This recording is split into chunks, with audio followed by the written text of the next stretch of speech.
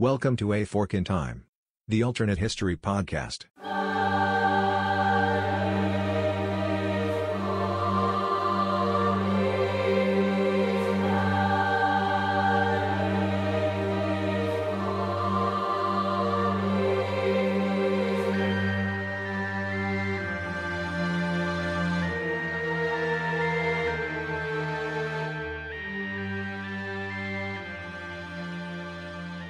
Welcome back to A Fork in Time, the alternate history podcast. Don sitting in the host chair today, joined by I was about to call him a motley crew, but that's not fair at all to call him a motley crew, a fun crew. Alexis is joining us. I've got Dylan, I've got Eric Rush, and of course me. So we're going to be the four horsemen of something here in the next hour or so. When we get into it, we'll see where it goes. So really quick, I'll let people introduce themselves by voice. It's been a while for Alexis, so good to have her be able to join us today. So Lex, you get co-founders rights and you get to go first. How you doing? I'm good. Yeah, it has been a while. Hi, everyone. Hi. I have the benefit of being able to see her here. Of course, I already know what she looks like, so I sort of had a role in that. But I know she's sitting in the rocking chair that will be the rocking chair that she uses to rock my grandson in, and that's an event that's coming here pretty soon. So I'm looking forward to that. From Not Memphis, freaking out about that at all. no, not a bit. Uh, and although he's from Memphis, he's wearing a Baylor shirt today. I know that's courtesy of his fiance. So Dylan, good to have you here. Hey, it's good to be back. Yeah, and there's Mr. Eric Rush over my lower right. Eric, how you doing? I'm doing great, Don. Good, Always a good. pleasure. We decided to take a little bit more of the whimsical kind of approach. We've been doing that here a little bit later. We're also, in some ways, these are sort of one-off filler episodes for some things that we've been loading up in the pipeline and really want full participation for. So if you like this topic today, I will take credit for it. If you don't like it, Robert's not here, so we'll blame him. But actually, I guess I'll take the blame for it as well. And my concept is sort of a little bit of a reverse what if, in the sense of we're going to talk about something that didn't happen but could have happened and what would have happened if it had happened, kind of thing. So it's a little bit of a different take on what's here. And my motivation for this is, seems like over the last couple of weeks I've just seen a lot of articles, and certainly over the last couple of months seen a lot of things about what we now call UAPs, which sounds a little bit strange. It's unidentified aerial phenomena, I think, is what that's supposed to represent. But when I was growing up, we had a very different term for those. And what was that, guys? UFOs. UFOs. Yeah, unidentified flying objects. So now we can't even just say for sure they're objects. They're just phenomena, apparently. That's one of the changes that's here. And one of the things that definitely has been congressional hearings, all kinds of other stuff over the last couple of years. This has come out to be more in the government actually being, I guess, more transparent might be a word that you might use to describe it. Certainly more open about this, at least in terms of the public hearings. And so the historical what if for today is going to be going back to 1947, the incident that we often think about when we think about UFOs, which is the Roswell incident. And the twist is going to be, instead of it being what we think that it is today, based upon what's been declassified and revealed, which was there was a program called Mogul that was releasing balloons that were being used to test for, I guess, nuclear tests and detect other things as well, spy work as well. But that instead of it being that, and a quote unquote weather balloon, that we actually did capture some type of crashed spacecraft. And instead of keeping that secret, that it was made public. So our what if today is what would be the case? How would things have been different if in 1947, maybe not knowing a lot about what we have, but suddenly it was not speculation in the public arena about the existence of alien spacecraft, alien technology, but it was publicly acknowledged and what might have happened. I think it's an interesting era because it's before the Cold War really kicks in. I mean, the Cold War exists because World War II is over and the tensions are building between the Soviet Union and the United States. But it's also still in that period of time that's not too far down the path. So again, I'm throwing that out as a concept today. And Alex, I'm going to throw to you first. Do you have any thoughts just generally about the concept? Then I'll swing on to Eric and then let Dylan have a say before we start going down the speculative path. I mean, the first thing that pops in my head is just like, of all the things we could be having congressional hearings about, this is what we're having congressional hearings about. Like, this is top priority right now. That's me being my cynical self. And we'll probably get into this a little bit too. We talked a little bit about a podcast about the fact that I do have a journalism degree, my journalism background. So that whole thing about like, if something did crash, what is the obligation of not just the government, but also the press as well to actually say something and actually divulge what that was. Because there are some things are kept secret for a reason, and some things are not fully disclosed for reasons. And it's not just, I know something you don't know. So those were kind of my initial thoughts. One, this is really what we're having congressional hearings about at this point, and two, just again, we'll get into this more, but just because they might have found something doesn't necessarily mean the public has a right to know about it. Eric, your thoughts? I feel like Roswell happened at this very particular point in time. And, there were in the summer, kind of spring and summer of 1947, there was this sort of UFO craze, or, all these sightings of flying discs. And I think a lot of it probably was popular consciousness and popular culture, but it was there. And it happened that roughly coincided with what I would consider to be the kind of the first year that was truly the Cold War. And I think we all measure the Cold War as starting at a point in time in 1945. And, certainly as, 1944, 1945, as, the defeat of Germany and Japan became very clear, there was a scramble for the New World Order.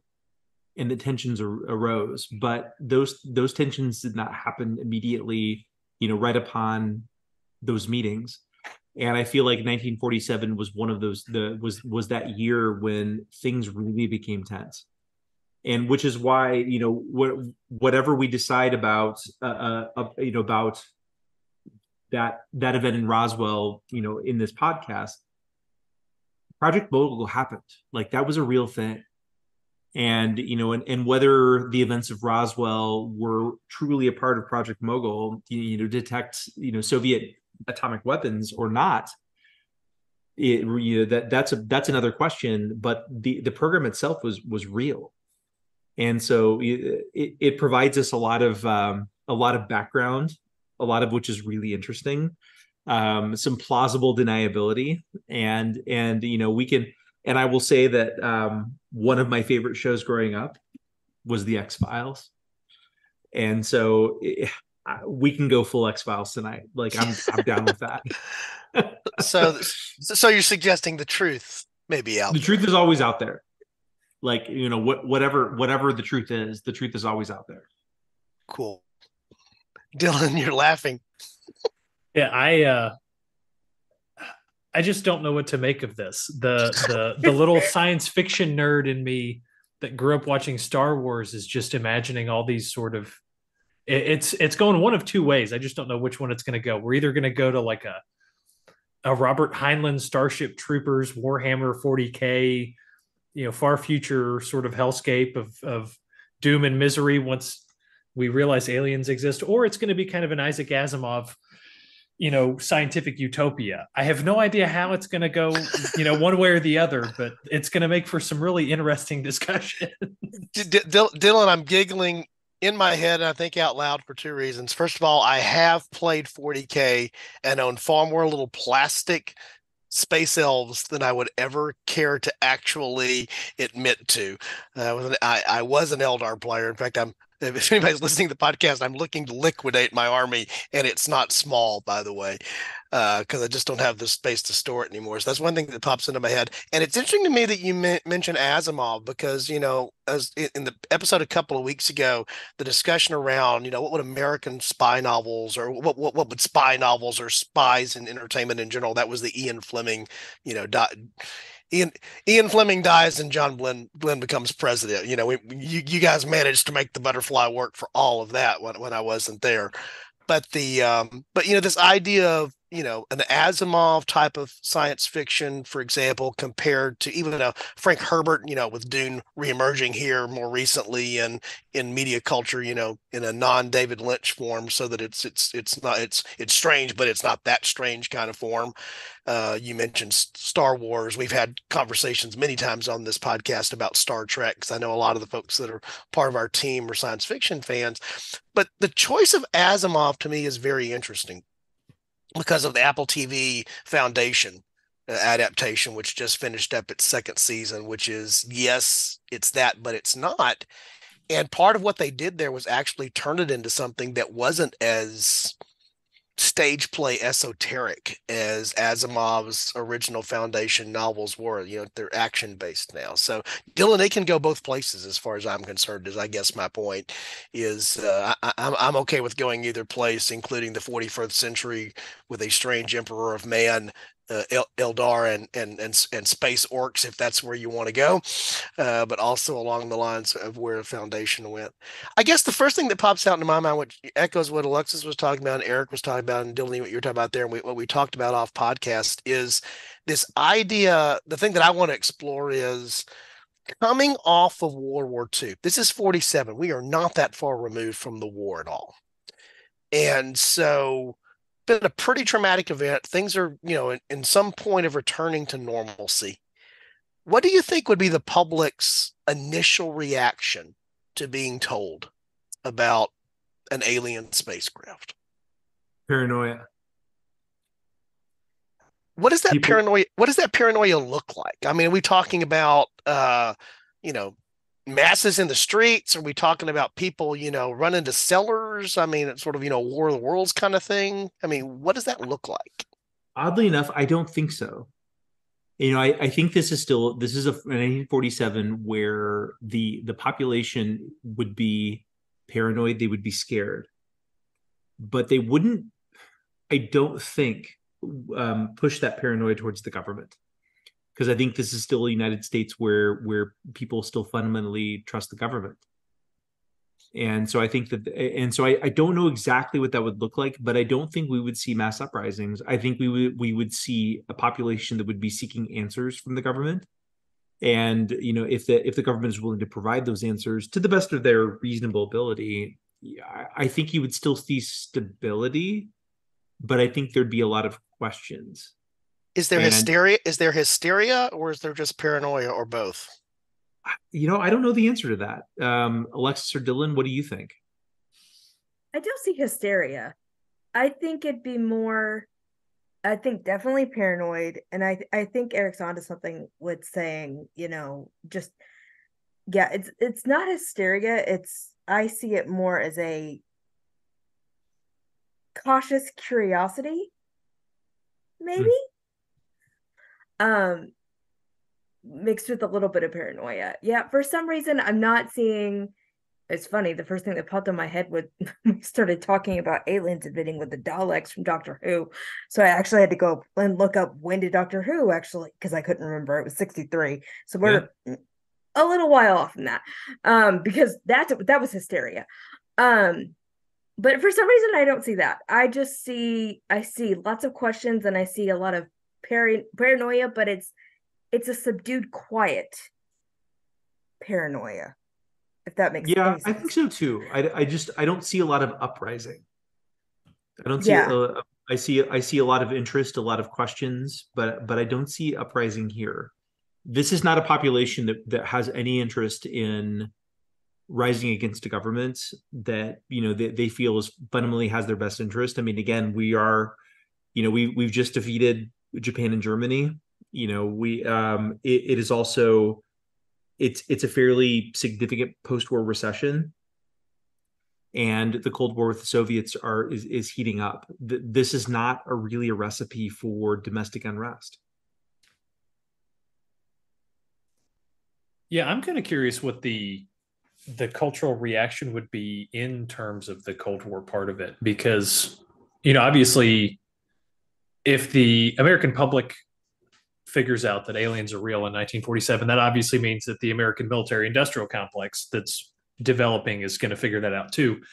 I think obviously you immediately see something like a retooled United States Air Force or a U.S. Army Air Wing. I don't remember off the top of my head when the Air Force sort of developed, but I'm also curious. 1947. Oh, perfect. Okay, yeah. So you could imagine that then sort of reframes the entire perspective of how the Air Force develops to eventually, I don't know, not to get too far ahead, but a combined air and space force as a sort of more real, sort of historical agency. But I'm also curious if that would sort of alter the trajectory of the Cold War as it heats up, because starting in the 50s, you start getting some of these last waves of kind of the exploratory ventures that we used to see in the 1800s and the 1900s. Operation Deep Freeze down in Antarctica. They went to go try and see resource extraction. There were some United Nations missions that went down. There were some NATO missions that went to both poles. So I wonder if, instead of sort of a perspective on kind of the last frontiers, you see sort of a perspective shift to go say, okay, well, aliens are real. We need to figure out what else is out there and start turning outwards in terms of a new sort of frontier for the Cold War. Maybe you start having the satellite race heat up a little quicker. Yeah, that's true. Yeah, I see that. And the other thing that jumps out at me, invariably you sort of see this in every fictionalized version of this to a degree, Independence Day being one that pops into my head here. And this idea that, this is what will unite mankind because there's an external threat that forces us to realize that we are more alike than we are different. I think there is some truth to that conceptually. Right up until the point that it meets reality, and those realities, cannot be as pretty as the fiction is, in the sense that, invariably there's all types of other things that are external threats that, we still squabble over today, that cause that. I see you nodding, Eric. I think you agree with me, right? Yeah, I have very little problem feeling like that's going to potentially bring the U.S. together, and even though NATO doesn't come around for a couple of more years, it's not hard for me to believe that kind of a coalescing NATO, of relatively like-minded Western European and North American powers together into a cohesive unit like that. That's not hard for me to believe. Is that this kind of pulls people who kind of wanted to be together a little more quickly, especially if we are willing to share certain amounts of intelligence with those allies, and we probably would. I think we would with the British, the French, the Canadians, a few others. I don't see huge barriers for us sharing a certain amount of intelligence if we think that benefits us. So I could see us, I could see not necessarily pulling very different groups together than what would have been pulled together in our timeline, but pulling the same groups together a little more quickly and a little faster. I think I could see that. And so you have basically a more aligned NATO.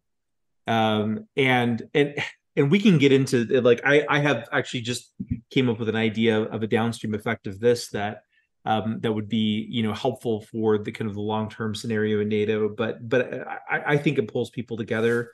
I think there's a common goal. Again, if you now know there are extraterrestrials here, then you know that they got here. Now it's possible. Yeah, and then ultimately, again, we're speculating here. Again, the speculation of a what if that's not even a real what if in that sense. But the question is, does the evidence indicate this is a hostile presence? Does the evidence is the evidence ambiguous, so you just don't know? So now it's more along the lines of what Dylan was discussing here. We've got to figure this out. Science to the rescue. Let's investigate. Let's go. Let's build rockets. Instead of them coming here, let's build rockets and let's get out there. Kind of scenario, which I could easily see coming along, or whether it's discovered they're not hostile. What does that mean? And I think that matters. Ultimately, what you determine, is there a threat, and what is the nature of the threat, determines what your response will likely be to it. But the thing that really struck me was something I guess all of you said to a degree, which is it's very difficult for me to look back through the prism of this now because we have our cynical view of government and secrecy and government's, being forthright and what's appropriate for government to keep secret versus what's not.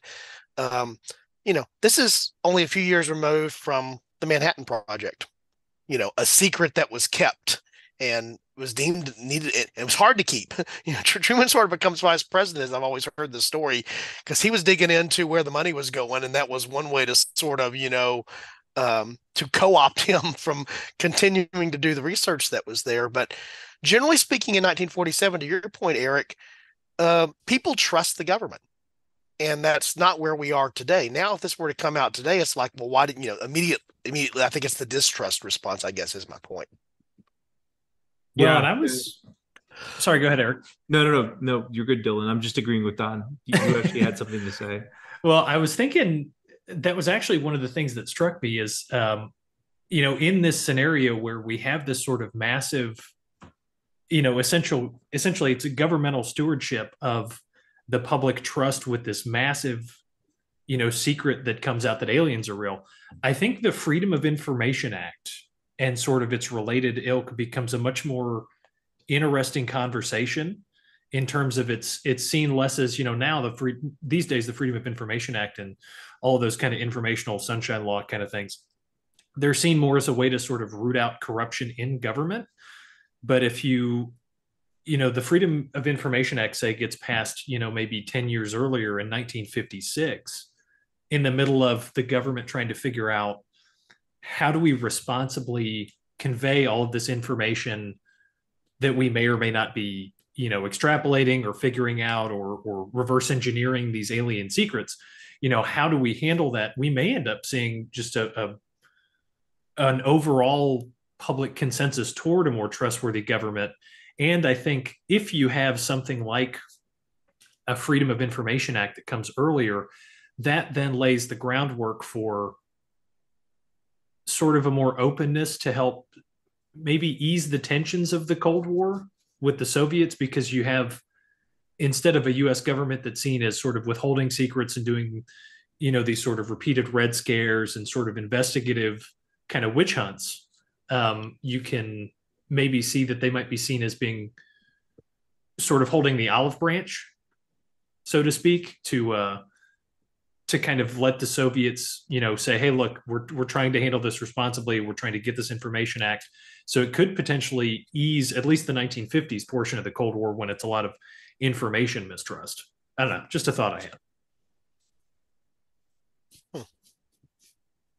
Anything you want to weigh in on, Lex? Yeah, Dylan, I think you're definitely onto something, because I think with the Freedom of Information Act, as we have it in our current timeline, it was definitely kind of like, well, obviously you're hiding something from me, and I want to find out what that information is, because there was that distrust of the government that had built up, which did not exist, a couple years after the end of World War II, and then in the timeline we're talking about. So I 100% agree with you. I think there's a shift in, they're not exactly hiding things from us. It's that they're trying to figure out what they can't even tell us without having to say, like, hey, we think this. 2 years later, they did more research. Oh, never mind. Like it controls the flow of information a little bit better in my head, where it becomes, look, it's not that we're hiding things from you. It's that we're trying to figure out what the heck we can even tell you. Yeah, it's like a custodial question instead of a withholding question. Exactly. It becomes a sort of philosophical political science question that sort of, what is the nature of, the government's ability to handle and disseminate information? Yeah, it's like, look, I don't even know what to tell you. It's not that I don't want to tell you something. It's that I don't even know what to tell you. Yeah. Well, and even back to Alexis's original comment, or one of our original comments, there was, this is what we're having hearings about. Part of that idea of what the government may keep secret or what the government may reveal is this appropriate, and I don't mean this in a negative sense, thinking of the government in a form of a parental role, which that's actually a valuable thing and can be a good thing. There's some things, it's okay for mom and dad not to tell you because it actually is appropriate for them not to tell you until you're ready to know kind of things. But what has certainly happened now is that we don't think of government in the United States, and I think hardly anywhere in the world that way. And so our immediate assumption is the reason, to your point, Dylan, and Alexis's point, is we have to have information because things are being withheld from us that we should know for reasons that are, whether they're nefarious or not, they're considered nefarious most of the time. I mean, we assign motive to them even when they don't have the motive. And most of the time, by the way, I think they do have a motive, which is the sad part about what's going on now. Somebody wants to control something. Yeah. What also really jumped out at me is that I was really thinking about, I know most of the people I see on the screen here are, and we've talked about this, we've had we're space geeks too, not just science fiction geeks, but space geeks. And, I think of so much of what became the development of what we now know as, space flight technology was around the idea of developing missile delivery technology. Those two things got, connected together in such a way that, yes, we're going to launch satellites, and yes, we're going to send people to the moon, and yes, we're going to do all the other things, but it was not first. My recollection or my interpretation of this, which could be incorrect, is that most of the space program that eventually developed was subservient to the military use of that technology versus being driven first and foremost by the scientific research and desire to go. Is it, if I got that wrong, do I have a misreading of that, or is that the way you guys think of it too? No, it was very much a dual purpose effort. No question. And really, and this is when Chris and I were doing some of the episodes together. A couple of things that we explored were how the number one is how the military efforts for missile delivery, missile development, and space travel sort of initiated, and then ended up coalescing in what we call NASA now. So, I mean, I think we have this idea that like there was World War II, and then there was the modern era, or with those of us who grew up in kind of the 50s through the mid 2000s, honestly, would recognize, well, early 2000s. So let's say, Victory in Japan Day in 1945 until 9/11. Like, those are some boundaries that I would put on sort of this post, very clear, very specific post-World War II era. And that did not happen overnight. That required some doing.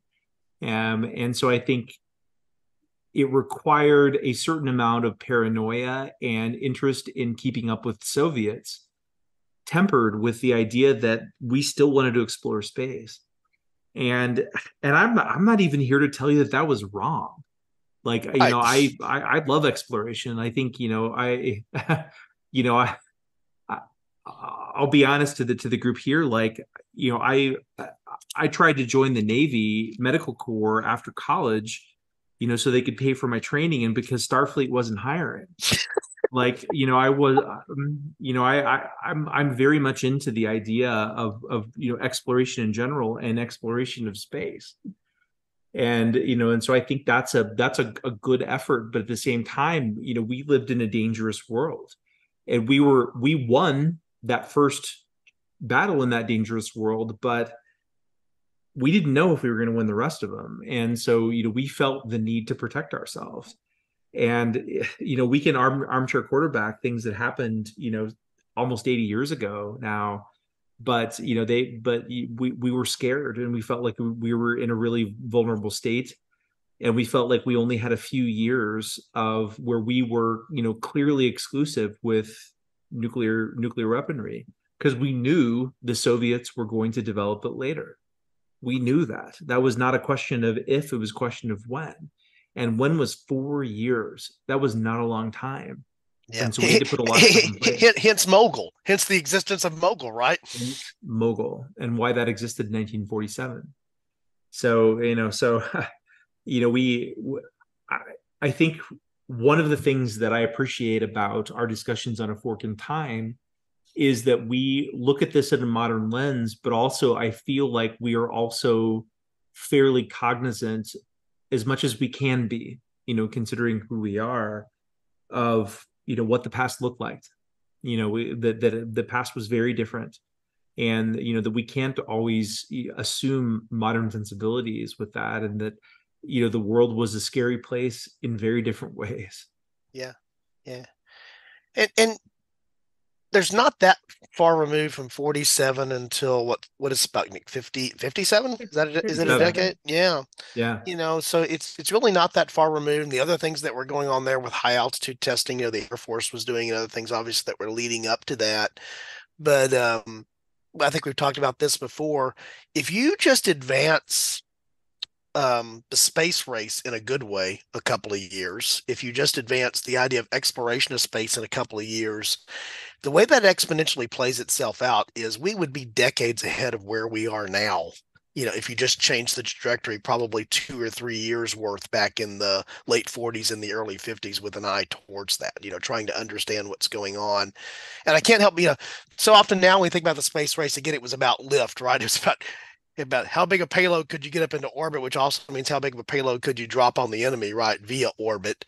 But think about things like we have now, like the Hubble and the James Webb Space Telescope, which is producing unbelievable science, and some of the other things that we're doing now that are sensing. That comes along really late in the space program and the idea of space. This idea of looking outward even before you can go outward, if that makes any sense. This idea of why would you want to put a telescope in space to get the best possible view? Why would you want to put sensing technology in space to be able to sense things? And if you have a sense that, especially if you don't know what this thing is you found in Roswell, if you have this sense that something is out there, one of the first things you want to do is look out there to figure out what that might be. At least in my head. Yeah, and I thought I have to do a little pop culture sort of detour for a second, because I can't do a single episode without throwing some kind of weird pop culture reference in there. It's a tradition now. With this kind of sort of focus outwards into sort of, okay, we don't know what's out there, what's coming. I wonder if this sort of kind of like pulp science fiction from the early 40s and 50s, that kind of got all these guys like Heinlein and Asimov and some of the other ones, kind of their early years, where it's all, sort of little green men and terrible B movie, like made for TV, fighting aliens and weird spaceship kind of things. I wonder if that becomes more of the sort of mainline pop culture zeitgeist, almost a paranoia in a certain sense, because of this massive fear of the unknown. Instead of a kind of paranoia of the Soviets in the 50s, it becomes almost a paranoia of space. And I was just happened to look through some stuff. Robert Heinlein actually published 3 months before Roswell a book that was very poorly received, but in this new timeline we're creating, maybe not so poorly received, about how the Nazis had a secret moon base. So there's no telling how the pop culture could decide to go, creating a sort of paranoia that could even, I don't know, encourage more exploration. Just kind of one of those random things. Well, and I've seen enough History Channel to know that Hitler would have escaped to there. So remember when the History Channel, had history? Never mind. I know we're going way over a lot of our younger listeners' heads. Well, gosh, I remember those days, and it was all World War II all the time, and so yeah, it was back when it was called the Hitler Channel. The Hitler Channel, and I was like, man, I wish we were just learning about World War II on History Channel like it used to be, because I liked learning about history. Yeah, it's interesting that you mentioned that, Dylan, because it's not like there wasn't, and there hadn't been before that. Science fiction existed, space science fiction, not just the concept of science fiction, but science fiction existed. But it existed in a weird place that was eventually, advanced to where it later, the branches that it went down. But suddenly, if maybe it's not the Nazis that have a base on the moon. Maybe that's where this thing at Roswell, came from. So we got to go to the moon, right? We got to go figure out what's there. Even if it's not sending a man there, at least sending something around to the backside of it that can take a picture, because we can't see the backside of it, kind of deal. And I do think that there's this element. I was trying to figure out how this would just be. This is my take on how almost anything that's exposed to the public that is major like that happens. Initially, it's a shock, right? For reasons. And this would be shocking news. There'd be questions asked in churches the following Sunday morning. That would be one of the impacts on society rippling through is what does this do to my American patriotism? What does this do to my theology? Suddenly all of thing, would be one of the questions that's being asked. But the amazing thing to me is, some number of weeks and certainly some number of months later, okay, this is now the new fact. And, the shock value wears off, and then it becomes, you move it. I don't know what the stages are that are sort of match the stages of grief, but there's like a shock thing, then there's like an acceptance thing, and then there's like a pragmatic thing that kicks in at some point, just because a pragmatic thing has to start kicking in. And I can't help but think, by sometime by 48, yeah, okay, people are still thinking about the philosophical, theological impact of the fact that there's these creatures that were on a vessel, an alien spacecraft at Roswell. But by 48, it's like, okay, now that we know that, what are we doing about it? Kind of deal versus the other. And I think we're still asking questions about it, but people are going to work, they're raising their families, they're still going to bowling league. I think that in large part, life is undisturbed.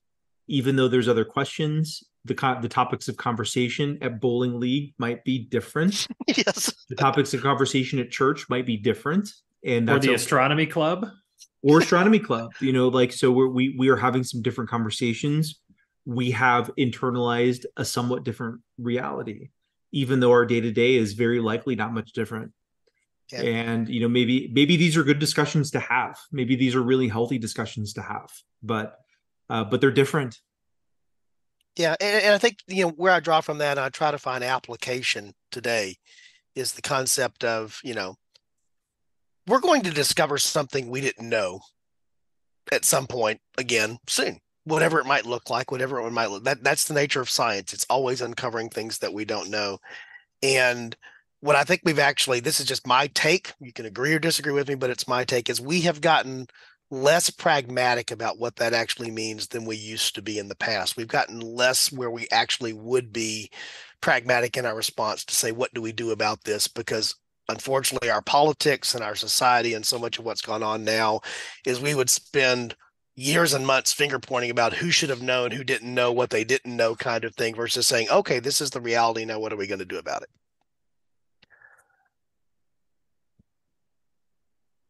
Yeah, I think that is true. I think it's, we become so polarized that now it's not like, okay, this is brand new information, let's move forward. It's like we spend so long dissecting it and pointing fingers that it's like, okay, it's like by the time we get to the point that we're going to do something with the information, it's not new anymore.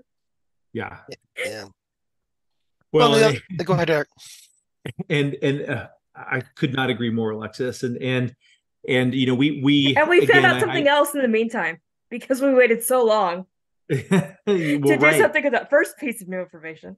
And we talked about this off camera. Is here in A Fork in Time, we are a team of people with a really wide variety of political views, but yet we are also people who have become friends over the experience. And approach our interactions with each other with goodwill. And it would be really nice if the rest of the country could follow suit. So, we are a half a dozen people out of 340 million, but it's one person at a time. One person at a time. I believe there's more of them out there, Eric. If nothing else, I think there are too, but I think that the point is well taken, is that I think once people are willing to discuss with each other with goodwill, I think we find that there's far more that unifies us than what divides us. Yeah. And this is not me running for office, by the way. I freely admit that I'm unelectable. But the point remains is that there is far more that unites us, and that the hope is that in this different era that would really come forward, is that that in that in that bowling league, and I'll just and you know I think I introduced my paternal grandfather a couple of weeks ago in the James Bond episode, or well, the Ian Fleming episode, which turned into a James Bond episode. And he was a lifelong Republican, and was not, but at an era where that wasn't what completely defined you. And so, you know, one of his best friends it was a lifelong Democrat who, you know, ran for Congress in the 90s, who my grandfather supported because he knew he was a good person. Yeah. And, you know, we didn't necessarily agree on every, you know, aspect of it. You know, we had some, you know, I know they had some very fierce debates as friends, but at the end of the day, they knew each other were a good person. And so they supported each other in their entire careers. And I worked for his friend. I worked for his, you know, when he ran for Congress in Kansas in 1996. And, you know, and, you know, my grandfather was still, at the end of the day, he was, you know, he was a Republican, but he was Irish Catholic. They worked for Kennedy in 1960. Yeah. Because he, you know, so it was a different time. Yeah. And I think that, you know, when I first thought about this as a topic, I was like, okay, you know, where is this mythical what if going to happen? Roswell seemed like the logical place because it's in culture the way that it is and other things that are there. But, you know, I could have put it at any other point, you know, in history. And I think as long as you're before, certainly if you're pre-Watergate, you know, Yeah. that we talk about that so often as being a watershed in terms of the level of trust for the government and other things that are there. You know, I think generally speaking, as long as it's pre-Watergate and still in the Cold War era where there was the concern about the government is looking out for me because there is something that I have to be fearful of, and it's, you know, it's an opposing ideology, espoused by another global superpower. Is There's a long period of time from 47 on forward. I think that a lot of things we've talked about are true. If we were to interpose this today, it would just be very different. You know, so something happened at some point along the way in terms of how it was interpreted. And even interesting to me, because even these, I mentioned it sort of in the intro, these UAP hearings that Congress had and other things there. There's even some politics and finger pointing going on inside of that where, you know, it's strange to me. There is some across multiple cross party lines there. It's like, you know, we didn't understand what this is. It doesn't matter. This is not a Democrat or Republican thing, but even inside of that, we've seen that creep up, which is the part that, you know, just astonishes me is that, you know, I think we were talking off podcast about former President Obama's appearance on like a late night show or something like that. And he was being asked about this. And he said, oh, I'm not going to talk about the aliens or just things I can and can't talk about. He said, but what I can talk about openly, and I'm not being, you know, funny or whatever here, is that we have video of things. We witness things we can't explain. Just flat out, we can't explain it. That's why they're, you know, unidentified. That's why they're phenomena. And his point was, we need to figure out what it is. Wherever that leads, we need to figure out what that is. And I think that would have definitely been the case in 47. I don't think it's the case in 2023. And that says something to me. I agree. I know this has been a weird one. I knew there was going to be a strange one. Even Dylan said, I don't know where this is going to go. I don't know if it's gone to where it all wants to go, but I'm going to go around really quick for any last closing thoughts. And I'm actually anxious and curious to see, for those of you that haven't joined our Discord servers, I know that we have that. It's starting to heat up again now that we have episodes going out and there's some fun stuff happening there. So I'm actually curious to see what the AFIT-averse in Discord says about this when they hear this one. So Eric, I'll start with you. Any last closing thoughts on this before we close it out? No, I think this has been a really good discussion, and I agree. I think our Discord server can give us some inspiration and some perspective. And one of the segments we could put in you know, future podcasts is you know, what was the reaction of our Discord server? Like, you know, where do people think we got it wrong or right last time? And if anybody has anything that we think is pretty insightful, like, let's talk about it. Like, I think that's a good idea. I think that could be really fun. And also, Don, another live cast would be really fun, or live stream. That would be fun. I'm looking forward to that. In fact, I even threw out on the Discord server today, just asking folks, you know, we have to figure out sort of when this works, you know, a day a week, time of day kind of thing to get the best participation. So if you haven't weighed in on that, either by going to the website and give us suggestions back there, there's plenty of places to do feedback for that at www.aforkintime.com, but also in the Discord server more in real time. We interact with it, which is my favorite part about that. It's us interacting with the folks. Dylan, any magical thoughts? I know we missed something. You've got a nugget that I know we just stepped over. The only thing that I can think of is that hopefully in this alternate space oriented or space focused universe that we've created, there are more than 3.5 seasons of Star Trek. It becomes more of a initial cultural mainstay, not just a long term cultural mainstay. That's really all I got. That's fair enough. Fair enough. I'm done with that. Yeah. It doesn't. Phase 2 doesn't become. We've done whole episodes of that, and I'm happy to go back there again anytime as well. And we can always talk about the interesting here in lots of air quotes there personality that is Gene Roddenberry. That's a whole thing. That's a room I don't know if I want to be in where it happened, to be honest with you guys, but still there. Lex, any closing thoughts? No, I think we covered everything. This was fun. Yeah, I didn't know where this was going, but this was fun. Yeah, it's one of my favorite things about gathering together the team is that we can we probably should do it less frequently. We probably should be a little bit better prepared for sometimes, but we don't always know what the topic's going to be, although we're lining again some good stuff up. Just to give that preview again, I think I did in the last episode as well.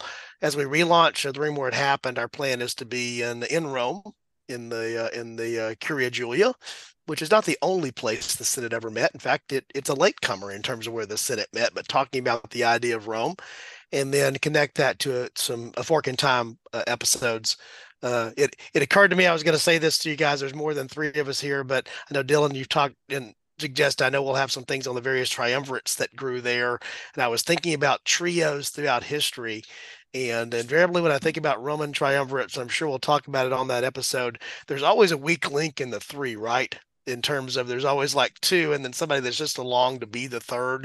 And I was reminded of that old adage about poker. If you sit down at the table and you're looking for the dead money, and if you can't figure out who the dead money is, it's probably you.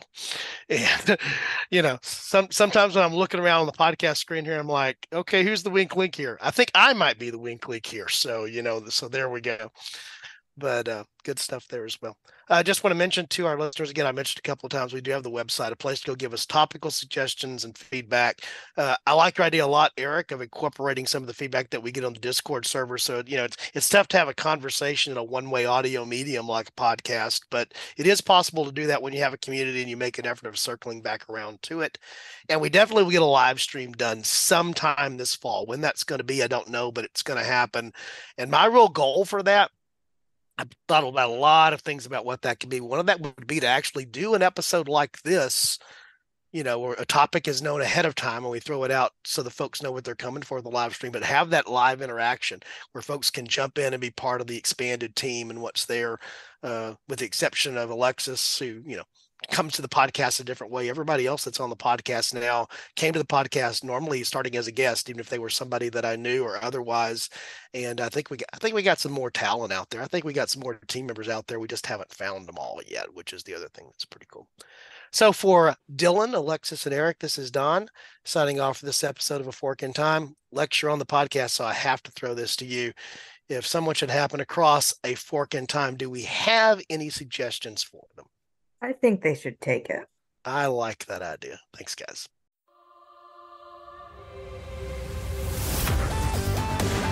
Thanks for listening to A Fork in Time, the alternate history podcast. Learn more and provide feedback by visiting our website at www.aforkintimepodcast.com. Connect to us on Facebook at facebook.com/aforkintime or follow us on Twitter at AFIT Podcast. If you want to support the show financially, visit our Patreon page at patreon.com/aforkintime. We hope you will join us next time.